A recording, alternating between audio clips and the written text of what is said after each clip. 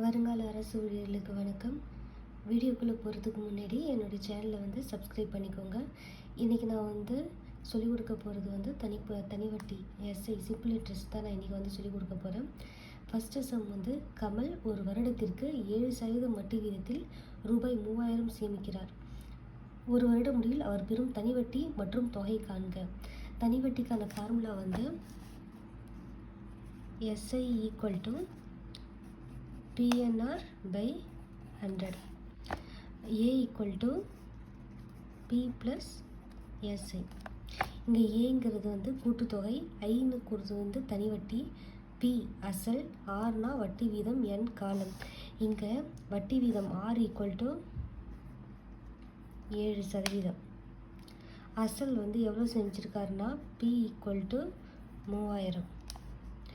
இங்கே வருடம் N equal to ஒரு வருட முடிவில் தான் அவர் பெற்றிருக்காரு.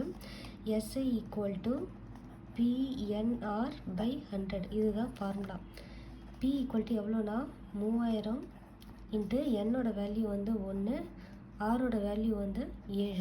PNR by 100. இதில் ஒரு ஜீரோவுக்கு இங்கே 2 ஜீரோவுக்கு இங்கே 2 ஜீரோ கேன்சல் பண்ணிட்டோம்.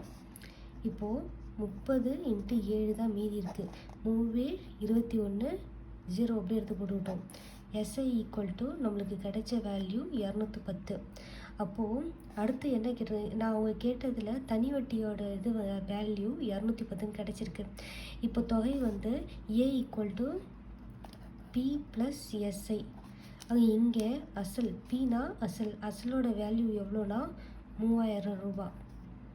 அதுக்கடுத்து எஸ்ஐயோட வேல்யூ 210 ரூபா. அப்போது நம்ம தனியாக போட்டு பார்ப்போம். 3000 210 2 3 3210.